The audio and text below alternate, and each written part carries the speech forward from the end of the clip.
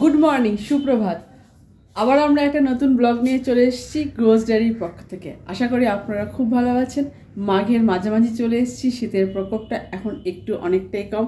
দিল্লিতে এখন খুব সুন্দর রোদ উঠছে আর খুব ঝলমলে ওয়েদার, তাই সেইটা সাথে নিয়ে আজকের ব্লগটা আমি এখানে শুরু করছি। জীবনে নানা রকম ওঠাপড়া আসতেই থাকে, কিন্তু জীবনের মানেই গতিধারা, আর গতিধারা মানে এগিয়ে চলো, পিছনকে সামনে রেখে তার প্রতি শ্রদ্ধা আর রেসপেক্টকে কাছে নিয়ে। আর আজকে আমরা যাচ্ছি একটা বিয়ে বাড়িতে। কোথায় যাচ্ছি, কার বিয়ে, সবটা জানতে হলে পুরো ব্লগটাকে শেষ পর্যন্ত দেখতে হবে। তাই আজকে আমার মায়ের মৃত্যুদিন, তার প্রতি আমাদের শ্রদ্ধা ভালোবাসা জানিয়ে আমি নতুনভাবে এগিয়ে চলছি জীবনের দিকে। যেটা আমার মা বলতো, পেছন না সামনে এগিয়ে চলো, তার নামই জীবন। আজকের ব্লগটা আমি এখান থেকেই শুরু করছি। তাহলে চলুন আমাদের সাথে আজকে আমাদের জার্নি গ্রোজ ডায়েরি কোথায় যাচ্ছে, সাথে থাকো।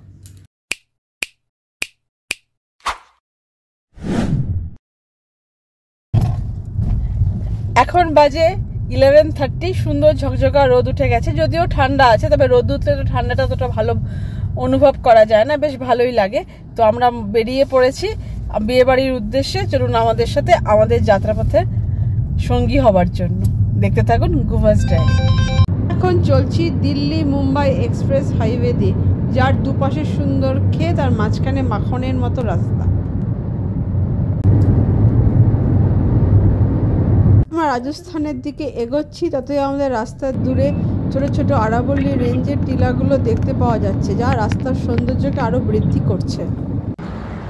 এখন আমরা অলমোস্ট পৌঁছে গেছি, আর হয়তো 25 থেকে 30 কিলোমিটার দূরে আছে। তাই আমরা একটুখানি নেমেছি একটু রিফ্রেশমেন্টের জন্য, একটু জল টল খেয়ে কিছু হালকা ফুলকা খেয়ে আবার আমরা যাত্রা শুরু করব। খুব সুন্দর ঝকঝকা রোড আর রোড সাইড ধাবা। এক ঝলক আমি আবার সবাইকে দেখিয়ে দিচ্ছি, ঠিক আছে? সবাই ঠিক, ফিট অ্যান্ড ফাইন। বাচ্চাদের জন্য ছোট্টখাট্টো একটুখানি রাইড অ্যান্ড জয়ের ব্যবস্থা রাখা আছে, কিডস প্লে এরিয়া।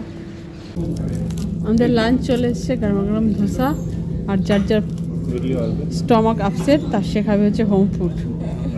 আর ইডলিটা আসছে, আমি খাচ্ছি হোম ফুড।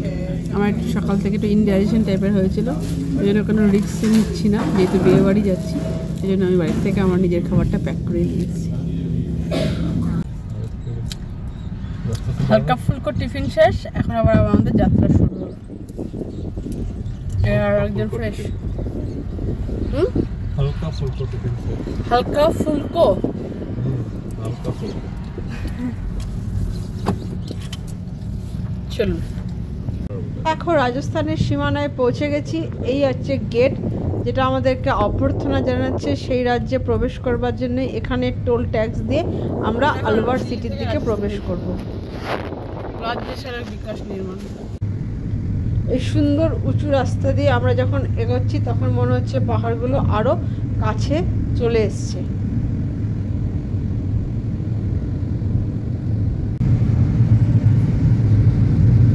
আমরা এখন আলওয়ার সিটিতে চলে এসেছি।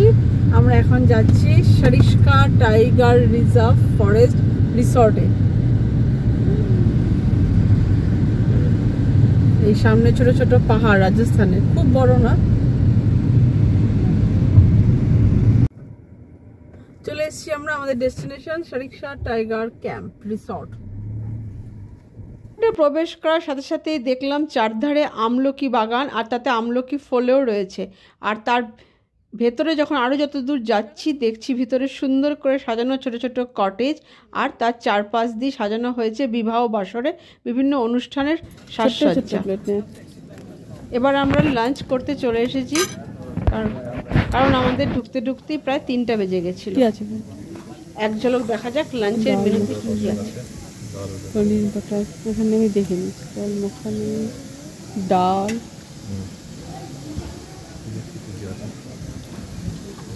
পাপড়, কাঠি, भिंडी फ्राई, आलू सब्जी, मटर गाजर, बेगन भरता, राइस।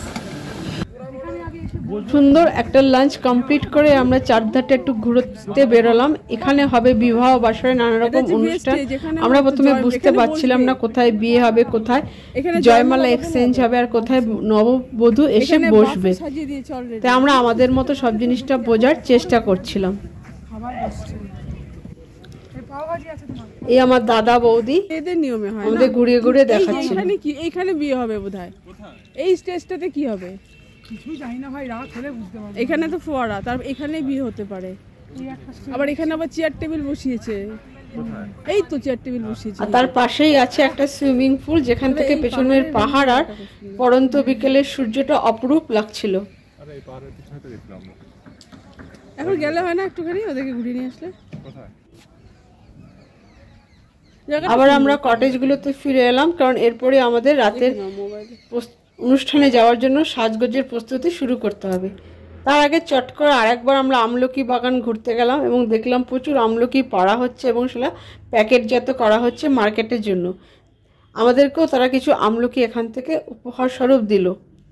ঘুরতে ঘুরতে একটা গানই মনে পড়লো, কবিগুরুর লেখা, শীতের হাওয়ায় লাগলো নাচন আমলকির এই ডালে ডালে। সকাল থেকে যেরকমটা বলছিলাম আমাদের এক জায়গায় যাওয়া আছে। আমরা এসেছি হচ্ছে রাজস্থানের আলওয়ারের শারিকসা টাইগার রিজার্ভ ফরেস্ট রিসর্টে। এখানে হচ্ছে আজকে আমার দাদার ছেলের বিয়ে অনুষ্ঠিত হবে, তো সেই উপলক্ষে আজকে আমাদের এখানে আসা। জাস্ট আমরা যেখানে আছি মানে আমাদের জন্য যে রুমটা অ্যালট করছে তার সামনে একটা সুন্দর বারান্দা আছে এবং তার সামনে আছে একটা অসাধারণ ভিউ, পিছনে পাহাড় আর যে রিসর্টটা তার এরিয়াটা। আমি ওপর থেকে পুরো ভিউটা একবার দেখিয়ে দিচ্ছি এবং বলে দেওয়ার চেষ্টা করছি কোথায় কোথায় কোথায় বিয়ে হবে, কোথায় বরমালা হবে আর কোথায় খাবারের আয়োজন বা ক্যাটারিং সার্ভিসটা প্রোভাইড করবে, মানে বাফেগুলো সাজানো হবে। এই ওপর থেকে চারপাশের অসাধারণ ভিউ, পিছনে এই পাহাড় দেখা যাচ্ছে, পাহাড়ের পাদদেশে সরষা ক্ষেত আর বিভিন্ন শাক ফল মূলের ক্ষেত আর পুরো বাগানটাতে আমলকি গাছে ভর্তি। আর এই নিচের লনটাতে আমাদের দুপুরের বাফেগুলো সাজানো হয়েছিল। আর এই পেছনে যে বিল্ডিংটা আছে, এরকম অনেক কটা বিল্ডিং আছে যেখানে সমস্ত গেস্টদের রাখানো হয়েছে। আর দূরে যে লাল প্যান্ডেলগুলো দেখতে পাওয়া যাচ্ছে ওইখানেই হবে বিয়ে। ওপর থেকে আমি এক ঝলক পুরো অ্যাম্বিয়েন্সটা, পুরো ভিউটা আর এই বিউটিফুল যে সাইড বলতে পারেন, আমি ওপর থেকে যাচ্ছে আর দূরে পাহাড় আর তার পাদদেশে সুন্দর রিসর্ট। আরাবল্লী পর্বতের নিচে এই সুন্দর রিসর্টটা, এটা আলওয়ার থেকে শারিকসা টাইগার রিজার্ভ ফরেস্টে যাওয়ার মাঝখানে পড়ে। এটার নাম হচ্ছে শারিকসা টাইগার রিজার্ভ রিসর্ট। এখন বাজে 6টা। আরাবল্লী রেঞ্জে সূর্যাস্ত হয়ে গেছে, তার লাল আভা আমার ক্যামেরার মাধ্যমে আপনাদের কাছে। আর নিচে আমাদের বিয়ের ভেন্যুটাও প্রস্তুত, আলোয় বর্ণমালায় সেজে উঠেছে আর আমরাও সেজে উঠেছি। এখন আমরা যাচ্ছি নিচের রিসেপশনে। জায়গাটা পুরো সাজিয়ে দেওয়া হয়েছে, একবার আমি পুরো জায়গাটা একবার দেখিয়ে দিচ্ছি। আর এটা হচ্ছে সেলফি জোন, আর এই জন্য লেখা আছে নবদা ওয়েটস আদিত্য।